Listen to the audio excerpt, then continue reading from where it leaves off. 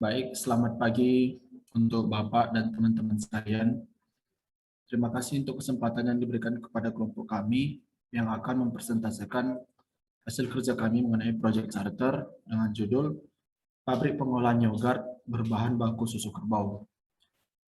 Kelompok kami terdiri atas 7 orang yang beranggotakan Yuspita Tampu Bolon dengan NIM 14S17010. Kemudian saya sendiri Febrian Sidagutar dengan NIM 14S17031. Teman saya Denis Situmorang dengan NIM 14S17045. Selanjutnya Yohana Limpong dengan NIM 14S17051. Selanjutnya Kak Imelda Sianipar dengan NIM 31S16030. Kemudian Kak Claudia dengan NIM 31S16016. Dan terakhir teman saya Angelika Pangaribuan dengan NIM 31S17033. Nah, pada presentasi kali ini kami akan mempresentasikan 10 topik. Yang pertama itu adalah introduction atau pendahuluan, kemudian kedua adalah project and product overview. Selanjutnya yang ketiga ialah product life cycle, yang keempat ada justification. Selanjutnya yang kelima adalah scope, yang keenam akan berbicara mengenai duration, kemudian yang ketujuh adalah budget estimate. Selanjutnya yang kedelapan adalah high level alternative analysis. Dan yang kesembilan adalah assumptions, constraints, and risk. Dan yang terakhir adalah project organization. Baik, kita langsung masuk kepada introduction. Waktu dan tempat saya persilakan untuk Yohana Limbong. Introduction, salah satu mayoritas mata pencarian masyarakat Kabupaten Toba adalah beternak kerbau. Produk olahan susu kerbau yang hingga kini menjadi ikon dari Kabupaten Toba adalah Dalini Horbo. Dalam istilah peloncong asing, dikenal dengan keju Batak. Tetapi bisnis produk tersebut tidak dapat mendorong perekonomian masyarakat Toba karena dianggap masih sangat tradisional, nilai gizinya yang tidak terlalu tinggi. Melihat situasi tersebut, maka kami berinovasi untuk membuat yang dan mendorong perekonomian masyarakat dengan menjadi penyedia bahan utama dalam pembuatan yogurt. Yang kedua adalah project and product overview. Pertama kita akan bicara mengenai project overview. Nah, pada proyek ini kami mengkaji beberapa hal mengenai perancangan pabrik pengolahan yogurt berbahan baku susu kerbau. Beberapa hal yang dikaji pada proyek ini meliputi estimasi perencanaan waktu pembangunan pabrik, estimasi biaya pembangunan, struktur organisasi, manajemen risiko, dan daftar material yang akan digunakan dalam pembangunan pabrik. Selanjutnya untuk produk overview-nya itu terdiri atas 5 poin yang akan kami paparkan. Yang pertama adalah bahan baku itu adalah susu murni, gula rafinasi, bibit starter yogurt, essence, dan air. Kemudian poin kedua adalah yogurt ini akan memiliki 5 varian rasa, yaitu anggur, strawberry, melon, durian, dan leci. Selanjutnya poin ketiga adalah yogurt diproduksi dengan ukuran 150 ml dan 180 ml. Poin yang keempat adalah biaya produksi yogurt untuk ukuran 150 ml per bulan adalah 12.750.000. Sedangkan untuk yogurt ukuran 150 ml per bulan adalah 14.800.000. Dan poin yang terakhir adalah laba yang ditargetkan dari yogurt berukuran 150 ml per bulan adalah 3.200.000, sedangkan untuk ukuran 180 ml per bulan adalah 3.700.000. Selanjutnya, saya akan menjelaskan produk life cycle. Adapun produk life cycle ini adalah fase atau tahap pengerjaan proyek dari awal sampai akhir. Produk life cycle ini digunakan dalam mengatur sebuah proyek yang disesuaikan dengan tipe dari proyek itu sendiri. Project life cycle ini juga menjadi salah satu bagian dari project management plan. Sebelumnya kami ingin memberitahukan bahwa proses pengerjaan pabrik ini dimulai dari tahun 2002 sampai 2005. Proses pengerjaan tersebut meliputi peninjauan lokasi pabrik, pembuatan akta pendirian, bangunan dinotaris, pengesahan SK Menteri Pendirian suatu PT, pengurusan domisili kelurahan, pengurusan nomor pokok wajib pajak atau NPWP di kantor pajak, pengurusan izin usaha, pengurusan tanda daftar perusahaan atau TDP, dan proses pembangunan pabrik itu sendiri. Terdapat 4 bagian product life cycle ini. Yang pertama itu adalah tahap perkenalan atau introduction. Tahap ini dilakukan dalam pembangunan pabrik tersebut yang mendapatkan bahan baku yogurt, yaitu susu kerbau. Dalam tahap ini akan dilakukan penelitian mengenai bahan susu kerbau tersebut sehingga dapat memperlihatkan hasil penelitian kepada konsumen bahwa bahan baku yogurt sangat aman untuk dikonsumsi. Tahap ini ditandai dengan yang pertama adanya tindakan promosi bagi calon customer, baik dalam bentuk iklan maupun sebuah acara workshop. Yang kedua, akan dilakukannya pemasaran barang pertama kalinya dengan harga yang relatif murah. Yang ketiga, dalam tahap ini omset penjualan masih cenderung rendah. Selanjutnya, tahap perkembangan atau growth. Tahap ini adalah tahap di mana produk yogurt sudah mulai dikenal di pasaran. Tahap ini ditandai dengan terjadinya yang pertama, biaya yogurt itu berangsur-angsur akan turun seiring dengan laba yang dihasilkan dari proses penjualan sebelumnya. Yang kedua, pasar akan semakin luas di mana banyak produk yogurt yang beredar. Namun untuk mengatasi kondisi ini, yogurt berbahan baku susu kerbau memiliki ciri khas yang unik yang mampu membuat produk bisa bertahan lama di pasaran. Yang ketiga, pada tahap ini produksi kenaikan omset penjualan dan jumlah produksi akan terus meningkat. Selanjutnya tahap pendewasaan atau maturity. Tahap kedewasaan ini merupakan kondisi di mana omset penjualan cenderung mulai menurun dan menaik, atau keadaannya tidak stabil. Banyak berbagai macam yogurt yang beredar, serta semakin ketatnya persaingan dan saling merebut pasar dan konsumen. Tahap ini ditandai dengan terjadinya yang pertama, harga jual yogurt yang kadang naik dan kadang menurun. Yang kedua, persaingan yang sangat ketat sehingga perusahaan yang memiliki ide yang unik dan varian yang menarik akan mampu bertahan dalam keadaan tersebut. Yang ketiga, produksinya akan semakin tinggi. Selanjutnya, cash flow ada di posisi positif yang sangat kuat. Selanjutnya adalah tahap penurunan atau decline. Tahap ini disebut tahap kedewasaan, yang dimana keuntungan akan terus menurun jika tidak segera dilakukan antisipasi dan mengganti strategi pemasaran atau varian terhadap produk, maka kemungkinan yang terjadi produk akan hilang di pasaran. Tahap ini juga ditandai dengan terjadinya yang pertama, jumlah produksi yogurt akan terus menurun, banyak karyawan yang berhenti karena gaji sudah tidak mampu mencukupi kebutuhan hidup, pesaing yang menawarkan harga yang murah, dan yang terakhir, keuntungan yang dapat oleh perusahaan akan terus menurun. Sekian produk life cycle. Next.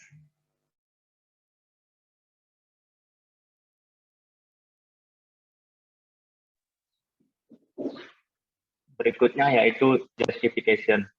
Dalam justification ini terdapat 3 poin penting. Yang pertama, business need. Yang kedua, public health and business impact. Yang ketiga, strategic alignment.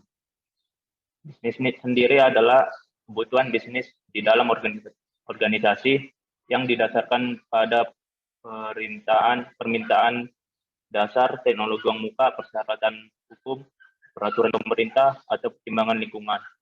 Biasanya file kebutuhan bisnis dan analisis cost benefit dimuat dalam business case untuk membenarkan proyek tersebut. Yang kedua yaitu public and business impact, di mana berisi tentang dampak positif dan negatif dari pembangunan pabrik ini. Dampak positif yang dapat kami buat yaitu mengurangi pengangguran masyarakat yang tinggal di daerah pabrik. Yang kedua, menciptakan lapangan kerja baru. Yang ketiga, adanya sarana komunikasi dan peningkatan pendapatan masyarakat. Yang keempat, meningkatkan daya saing. Yang kelima, maksimalkan pemanfaatan dari susu kerbau. Dampak negatifnya yaitu terjadinya polusi udara dan polusi suara di sekitar lingkungan pabrik, dan polusi yang ditimbulkan oleh pabrik tersebut dapat mengganggu kesehatan masyarakat sekitar. Hal yang perlu dilakukan dalam mengatasi dampak negatif di atas, dampak negatif yang saya sebutkan tadi, dapat dilakukan dengan menggunakan metode Sustainable Production and Consumption atau SCP. Metode tersebut guna untuk memberikan nilai yang optimal dari pemanfaatan susu kerbau dan meminimalkan dampak negatif terhadap lingkungan yang ditimbulkan dari pabrik yogurt. Metode ECP akan diterapkan di seluruh tahapan pembuatan yogurt berbahan baku susu kerbau. Dan yang ketiga yaitu strategi alignment. Dapat kita lihat pada table, strategi alignment terbagi atas 4 bagian, yaitu dari CDC strategic goals, yang kedua nanti Department of Health and Human Service atau DHS, yang ketiga DHS IT, dan yang keempat Presiden Manajemen Agenda atau PMA. Untuk CDC Strategi Goals, kita temukan ada 3 goal. Yang pertama yaitu kesehatan masyarakat. Kami membuat level high karena kan pabrik akan memastikan kesehatan para karyawan tetap terjaga dengan menyediakan klinik di pabrik tersebut. Goal yang kedua yaitu kesehatan dan keselamatan di tempat kerja. Kami berikan level high. Pabrik akan memastikan kebersihan dan keselamatan karyawan dengan menyediakan cleaning service dan perlengkapan kerja sesuai dengan standar keselamatan. Goal yang ketiga yaitu karyawan siap menghadapi ancaman kesehatan yang muncul. Kami berikan level high karena kan penting bagi setiap karyawan pada pabrik tersebut akan dilengkapi dengan asuransi kesehatan untuk menangani segala ancaman yang akan datang nantinya. Next. Yang kedua yaitu Department of Health and Human Service atau DHS Strategic Goals. Goals yang ke-1 yaitu meminimalisir ancaman utama terhadap kesehatan karyawan. Kami beri level high dikarenakan dalam meminimalisir ancaman utama terhadap kesehatan karyawan dapat dilakukan dengan cara mengurangi faktor perkembangan penyakit kronis. Yang kedua, mengurangi peristiwa penyakit menular. Yang ketiga, meningkatkan program pemeriksaan kesehatan terhadap karyawan secara berskala. Yang keempat, mengurangi insiden kecelakaan. Goals yang kedua yaitu meningkatkan kualitas pelayanan kesehatan karyawan. Ada 2 penting dalam meningkatkan kualitas pelayanan kesehatan tersebut, yaitu meningkatkan penggunaan layanan perawatan kesehatan yang efektif. Yang kedua, meningkatkan perawatan kesehatan pekerja dengan menyediakan informasi yang tepat. Untuk DHS IT Goals, untuk goal yang pertama yaitu menyediakan lingkungan IT yang aman dan terpercaya. Kami beri level high karena dalam menyediakan lingkungan IT yang aman dan terpercaya dapat dilakukan dengan cara menyimpan seluruh data dari pabrik ke dalam database yang telah dijamin keamanannya, agar pada saat terjadi sesuatu yang tidak diinginkan pada bekas penting di dalam pabrik tersebut dapat dicegah dengan menyediakan database. Goal yang kedua yaitu meningkatkan kualitas ketersediaan dan penyampaian informasi dan layanan kepada masyarakat, karyawan, bisnis, dan pemerintah. Kami beri level high karena penting dilakukannya peningkatan kualitas ketersediaan dan penyampaian informasi tersebut agar tidak terjadi kesalahpahaman dan ketidakakuratan informasi yang disampaikan yang bisa merugikan pabrik. Untuk bagian keempat yaitu Presiden Manajemen Agenda atau PMA. Goal yang pertama yaitu manajemen strategis sumber daya manusia. Kami beri level high dikarenakan pabrik yogurt berbahan baku susu kerbau memberikan produk yang baik bagi kesehatan manusia, sehingga diperlukan strategis dalam pengolahan sumber daya manusia. Goal yang kedua yaitu peningkatan kinerja keuangan. Kami beri level high dikarenakan pabrik akan memanajemen keuangan dengan baik dan aman agar keuangan dalam pabrik tersebut dapat terjaga. Untuk goal yang ketiga yaitu anggaran dan integrasi kinerja. Kami beri level high karena kan pabrik akan menjamin anggaran kepada karyawan sesuai dengan bidang kerja yang dilakukan.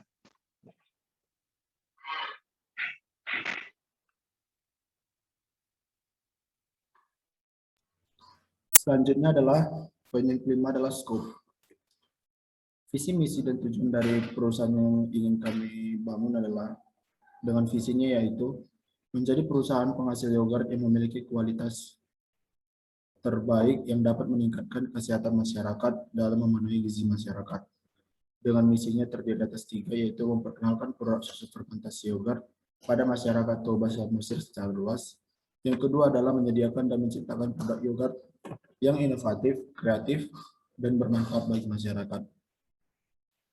Yang ketiga adalah menjadi perusahaan yang profesional dan berdaya saing tinggi, serta turut serta dalam pergerakan perekonomian daerah. Dengan tujuan dari perusahaan ini untuk mampu menciptakan lapangan pekerjaan sehingga dapat menyerap tenaga kerja dari lingkungan sekitar.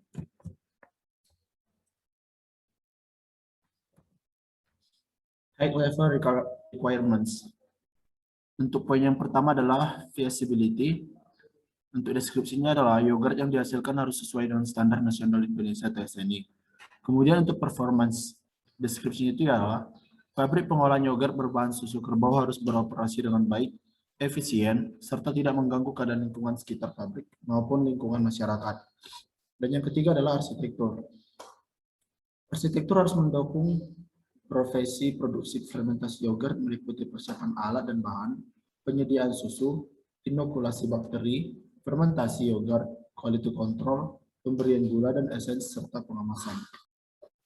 Baik, selanjutnya adalah major deliverables. Poin yang pertama ialah mengenai project management. Pengertiannya adalah bahwa manajemen itu merupakan sebuah disiplin keilmuan dalam hal perencanaan, pengorganisasian, pengelolaan, yang tujuannya untuk mencapai tujuan-tujuan dari proyek yang sudah direncanakan. Kemudian yang kedua adalah data. Data ini pada akhirnya akan dianalisis sehingga akan digunakan untuk menentukan apakah keputusan tersebut akan diterapkan dalam suatu proyek. Yang ketiga adalah support equipment. Ini berbicara tentang kelengkapan bahan maupun peralatan yang dibutuhkan agar proses produksi yogurt berjalan sesuai dengan proyek yang sudah ditentukan sebelumnya. Melakukan manajemen dalam mengendalikan sarana dan prasarana suatu proyek. Dan yang terakhir adalah test and evaluation, melakukan pengujian dan evaluasi pada yang dihasilkan. Next. Baik, saya akan melanjutkan untuk duration yang dalam proyek starter yang kami buat ini. Sebelum kami membangun sebuah pabrik pengolahan yogurt, terlebih kami membuat WBS. WBS di sini yaitu work breakdown structure, di mana suatu metode pengorganisasian proyek menjadi struktur pelaporan hierarkis. WBS ini merupakan struktur-struktur dalam manajemen pembuatan pabrik yogurt berbahan baku susu kerbau. Next. Adapun WBS yang kami buat itu WBS manajemen pembuatan pabrik yogurt berbahan baku susu kerbau. Seperti yang terdapat pada slide. Untuk manajemen pembuatan pabrik yogurt berbahan baku susu kerbau ini terdapat operasional pabrik, biaya operasional, alat transportasi, biaya pendaftaran, dan selanjutnya itu prediction, biaya produksi, ID produk, pengembangan produk, dan selanjutnya kami buat dalam bentuk struktur WBS. Kemudian next. Selanjutnya di sini ada alur kegiatan proyek.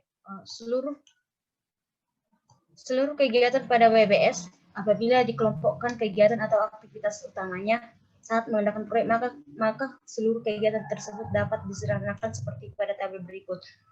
Pada tabel berikut terdapat ada 9 deskripsi aktivitas. Yang pertama riset pabrik, pembangunan pabrik, riset pasar, desain produk, perancangan produksi, marketing atau pemasaran, produk development, riset media periklanan, serta manajemen proyek. Next. Adapun timeline dari proyek pembuatan pabrik pengolahan yogurt berbahan baku susu kerbau ini terdapat waktu pelaksanaan mulai dari tahun 2022 sampai 2024 untuk pembangunan pabriknya. Yang pertama untuk riset pabriknya itu kami lakukan sesuai dengan tabel prediction yang kami buat itu, yang dimana riset pabrik itu dalam mengerjakannya durasinya dengan 85 hari. Kemudian pembangunan pabriknya ada durasi 450 hari. Riset pasarnya untuk 60 hari, desain produknya sebanyak 85 hari, untuk perancangan produksinya 79 hari, kemudian untuk produk development-nya 141 hari, dan marketing atau pemasarannya 40 hari, kemudian selanjutnya riset media pemasarannya 30 hari, dan manajemen proyeknya 60 hari. Berdasarkan itu, kami buat timeline sebagai berikut ini, di mana riset pasarnya itu, riset pabrik terdapat pada selesai pengerjaannya sampai bulan Maret di minggu keempat. Untuk selanjutnya pembangunan pabrik mulai dari setelah dikerjakannya riset pabrik dimulai dari bulan awal April hingga ke tahun 2024. Begitu selanjutnya. Begitu untuk demikian untuk timeline dari Project Charter dengan proyek yang kami buat itu pabrik pengolahan yogurt berbahan baku susu kerbau. Kemudian akan dilanjutkan teman saya. Yang selanjutnya yaitu budget estimate. Dalam budget estimate dilakukan 4 langkah, yaitu funding source, estimate, determine budget, and project procurement management. Untuk yang pertama, funding source, yaitu menentukan sumber pendanaan untuk memproduksi yogurt dari susu kerbau. Dalam produksi yogurt dari susu kerbau ini, sumber pendanaannya berasal dari modal pribadi dan pinjaman bank. Pinjaman dari bank sendiri ditujukan untuk mendukung biaya produksi yogurt dan mengurangi resiko ketidakmampuan pabrik dalam pengembalian modal. Yang kedua yaitu estimasi biaya produksi yogurt dari susu kerbau. Estimasi biaya ini bertujuan untuk menghitung perkiraan kebutuhan biaya yang diperlukan untuk menyelesaikan suatu proyek. Estimasi biaya biasanya dipengaruhi oleh harga satuan peralatan dan bahan, serta upah dan biaya operasional. Namun, harga satuan alat dan bahan di pasaran sering mengalami fluktuasi atau naik turun dan tidak tetap. Hal ini menyebabkan ketidakpastian dalam menetapkan harga satuan. Ketidakpastian itu nantinya akan dimasukkan ke dalam perhitungan biaya dengan perkiraan atau estimasi berdasarkan harga di pasaran. Estimasi biaya pada pabrik yogurt ini dilakukan dengan formula triangular distribution dengan rumus C sama dengan O tambah CM tambah CP dibagi 3.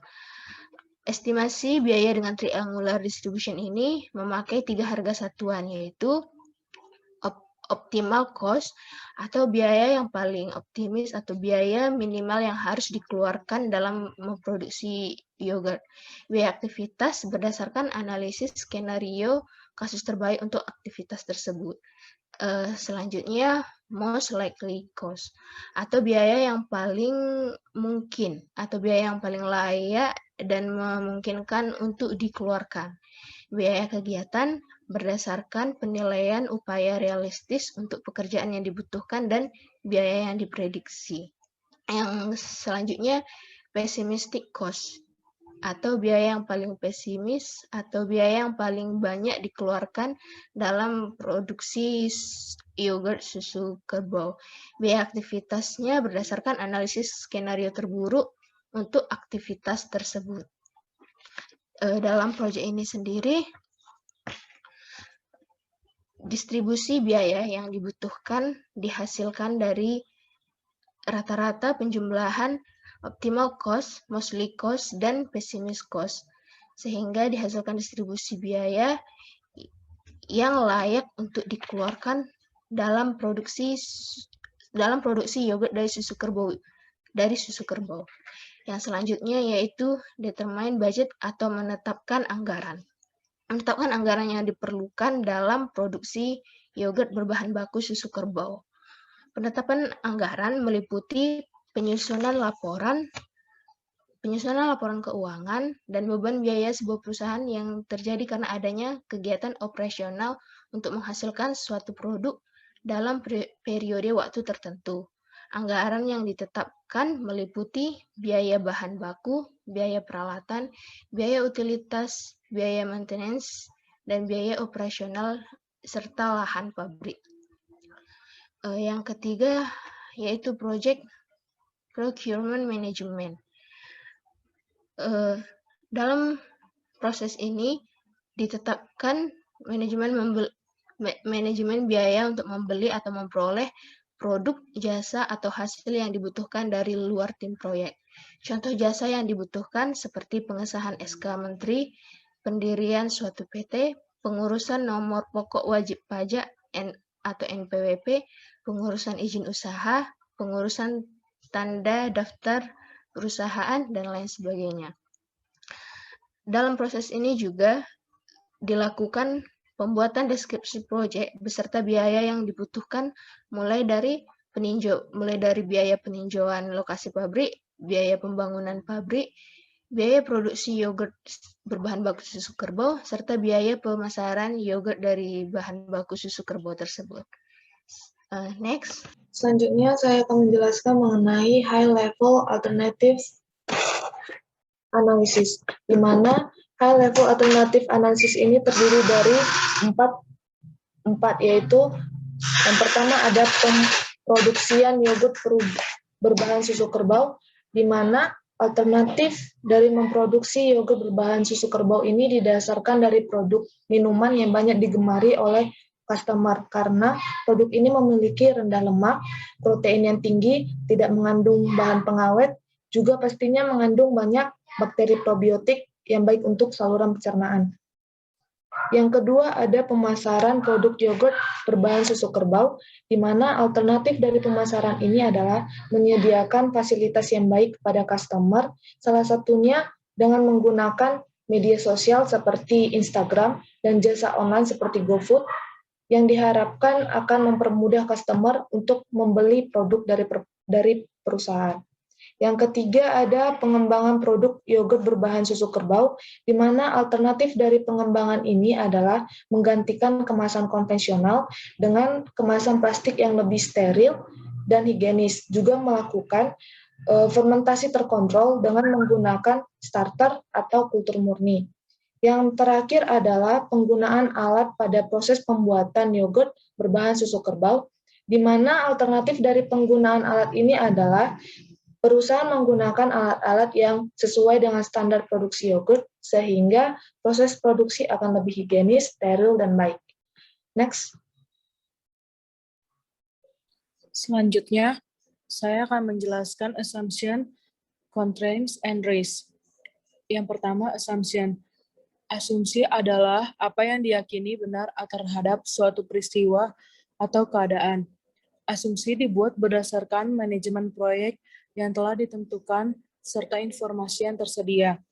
Asumsi-asumsi yang digunakan pada pembuatan pabrik yogurt dari susu kerbau ini adalah yang pertama, kualitas yogurt dari susu kerbau yang dihasilkan telah sesuai dengan Lembaga Badan Pengawas Obat dan Makanan atau BPOM.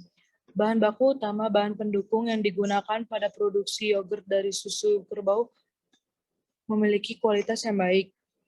Yang ketiga, peralatan yang digunakan pada pabrik yogurt dari susu kerbau memiliki spesifikasi yang baik dan merupakan peralatan yang tahan lama. Dan yang keempat, harga yogurt dari susu kerbau meningkat setiap tahunnya, sehingga keuntungan yang diperoleh pabrik akan meningkat pula setiap tahunnya. Poin yang kedua adalah constraints. Constraints merupakan faktor atau keadaan yang membatasi, menghalangi atau mencegah pencapaian sasaran atau kekuatan yang memaksa pembatalan pelaksanaan. Kendala yang dihadapi pabrik ini merupakan tahap pembangunan pabrik sampai tahap produksi yogurt dari susu kerbau tersebut. Poin pertama adalah jumlah yogurt dari susu kerbau yang tidak pasti setiap harinya bergantung terhadap kondisi kesehatan kerbau karena sangat mempengaruhi produktivitas susunya. Kurangnya pengetahuan menggunakan alat-alat baru yang digunakan dalam proses produksi yogurt dari susu kerbau di pabrik. Adanya kendala yang tidak diprediksi seperti bencana alam maupun pandemi. Adanya kendala dalam pemasaran di mana telah banyak yang memproduksi yogurt dari susu kerbau, sehingga persaingan dalam pemasaran akan semakin meningkat. Poin yang terakhir adalah risk. Risk merupakan peristiwa atau kondisi tidak pasti yang terjadi menyebabkan efek positif atau negatif pada suatu lebih banyak tujuan proyek seperti ruang lingkup, jadwal, biaya, dan kualitas. Suatu resiko memiliki satu atau lebih penyebab dan jika itu terjadi, mungkin menyebabkan dampak yang beragam. Risk ini memiliki beberapa poin. Yang pertama adalah plan risk management, yang merupakan proses menentukan bagaimana melakukan aktivitas manajemen risiko untuk suatu proyek. Manfaat utama dari proses ini adalah memastikan bahwa tingkat, jenis, dan visibilitas manajemen risiko yang akan diterima organisasi. Rencana manajemen risiko sangat penting berkomunikasi dan mendapatkan persetujuan dan dukungan dari semua pemangku kepentingan. Pada plan risk management ini ada 3 poin penting, yaitu probabilitas rendah atau low, kategori sedang, medium, dan probabilitas tinggi, yaitu high. Poin kedua, yaitu identify risk, yang merupakan proses menemukan, mengenali, dan menggambarkan risiko. Daftar risiko secara kompresif disusun berdasarkan peristiwa-peristiwa yang mungkin menciptakan, meningkatkan, mencegah, menurunkan, memperlambat, atau menunda pencapaian tujuan. Untuk itu diperlukan identifikasi setiap komponen-komponen atau aset-aset penting yang membuat proses-proses tersebut berjalan dengan baik dan dampaknya bila salah satu dari komponen atau aset tersebut terganggu. Identifikasi juga harus mencakup risiko yang bersumber dari komponen yang berada di bawah kendali organisasi dan yang tidak dapat dikendalikan oleh organisasi. Selanjutnya, poin ketiga, perform qualitative risk analysis, merupakan proses memprioritaskan risiko untuk analisis lebih lanjut atau tindakan dengan menilai dan menggabungkan kemungkinan terjadi dan dampak yang ditimbulkan. Manfaat utama dari proses ini adalah memungkinkan proyek manajer untuk mengurangi tingkat ketidakpastian dan fokus pada risiko prioritas tinggi. Kemudian poin keempat adalah perform quantitative risk analysis, yang merupakan proses menganalisis secara numerik pengaruh risiko yang teridentifikasi secara keseluruhan tujuan proyek. Manfaat utama dari proses ini adalah menghasilkan informasi risiko kuantitatif untuk mendukung keputusan pembuatan untuk mengurangi ketidakpastian dalam pelaksanaan proyek. Yang kelima adalah plan risk responses, yang merupakan proses mengembangkan opsi dan tindakan untuk meningkatkan peluang dan mengurangi ancaman terhadap tujuan proyek. Manfaat utama dari proses ini adalah mengatasi risiko dengan prioritas mereka, memasukkan sumber daya dan kegiatan ke dalam anggaran, jadwal dan rencana pengelolaan proyek sesuai kebutuhan. Kemudian, poin keenam adalah control risk. Pada setiap kemungkinan risiko yang terjadi, direncanakan tindakan yang dapat dilakukan untuk mengurangi, menurunkan, dan mengendalikan ancaman terhadap tujuan proyek. Adapun tindakan yang dilakukan untuk mengurangi risiko dan pengendalian dari setiap kegiatan ditampilkan pada kalimat berikut. Yang pertama, risiko yang terjadi pencemaran udara dan pencemaran lingkungan di sekitaran pabrik yang dihasilkan oleh mesin dan feses atau kotoran sapi. Tindakan pengurangan dan pengendalian risiko dengan cara peralatan pemproses di pabrik didesain dengan cerobong asap yang dilengkapi filter untuk menyaring udara yang bersifat toksik. Lokasi pabrik direncanakan untuk dibangun jauh dari pemukiman warga. Kemudian, kecelakaan kerja pada operator saat mengoperasikan reaktor yang menyebabkan rawat inap dan kematian. Tindakan pengurangan dan pengendalian risikonya, pada setiap peralatan pemproses disediakan standar operating procedure atau SOP, yang setiap pekerja dipastikan telah memahami isi SOP melalui pengadaan training bagi setiap karyawan. Setiap alat pemproses yang memiliki kemungkinan kecelakaan yang cukup tinggi akan disediakan alarm yang akan menjadi penanda bila terjadi ketidaknormalan pada reaktor.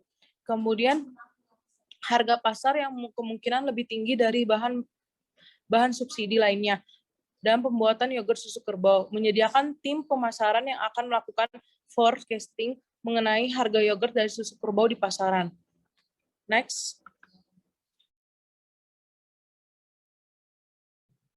Selanjutnya saya akan menjelaskan mengenai project organization.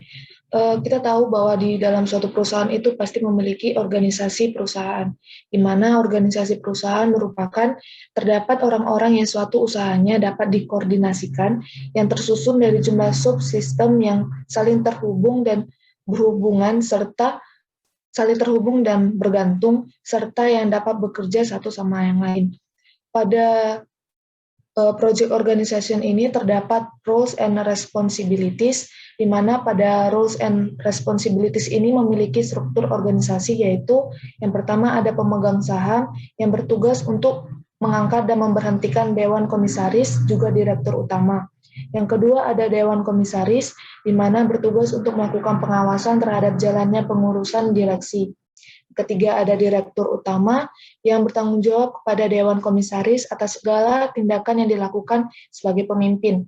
Berikutnya ada kepala bagian yang mengawasi kegiatan pengumpulan data untuk penyusunan program. Ada kepala produksi yang mengkoordinasikan kegiatan pabrik dalam bidang proses dan utilitas. Kemudian ada kepala gudang dan logistik yang membuat perencanaan pengadaan barang dan distribusi. Kemudian ada kepala bagian teknik, di mana bertugas untuk menyiapkan desain teknis. Kemudian ada quality and product development yang memeriksa secara visual atau teknologi atau menguji secara manual selama dan setelah proses produksi. Kemudian ada HOA manajemen yang mengelola urusan bisnis perusahaan sambil menyeimbangkan keinginan dan kebutuhan customer. Berikutnya ada security and office boy, di mana menjaga keamanan dan membantu menjaga kebersihan pabrik. Selain dari roles and responsibilities, terdapat juga project communication management, di mana project communication management ini mengidentifikasi dan mendokumentasikan pendekatan untuk berkomunikasi dengan efektif dan efisien dengan stakeholders. Kemudian ada plan communication management, di mana memastikan bahwa informasi dalam proyek dibuat dengan tepat dan cepat. Terakhir ada stakeholder register existing, di mana karyawan yang memiliki jabatan tinggi atau tidak melakukan pelaporan rutin sesuai dengan SOP. Pada stakeholder register existing ini dapat dilihat pada tabel yang telah terlampir. Dan bab yang terakhir adalah Project Charter Approval. Telah meninjau Project Charter dan memberikan otoritas dan menandai Project Pabrik Produksi Pengolahan Yogurt berbahan baku susu kerbau. Perubahan pada Project Charter ini akan dikoordinasikan dengan dan disetujui oleh yang bertanda tangan di bawah atau perwakilan yang dirujuk. Yang pertama adalah Febrian Cornelius Sidabutar sebagai General Manager yang bertugas mengontrol semua bidang dan memimpin jalannya operasional pabrik. Yang kedua adalah Dennis Raymond Sitomorang yang bekerja sebagai Director of Production yang bertugas sebagai melakukan perancangan dan kendali produksi pengolahan yogurt. Dan yang ketiga, Angelica Yosepin Pangaribuan bertugas sebagai Quality Control yang tugasnya sebagai penjamin mutu dan kualitas produksi sehingga sesuai dengan standar mutu yang diharapkan. Kegiatan ini dilakukan pada tanggal 12 Mei 2021. Baik, demikian presentasi Project Charter yang dapat kami sampaikan. Kami mohon maaf apabila ada kesalahan atau tutur kata yang kurang tepat. Terima kasih.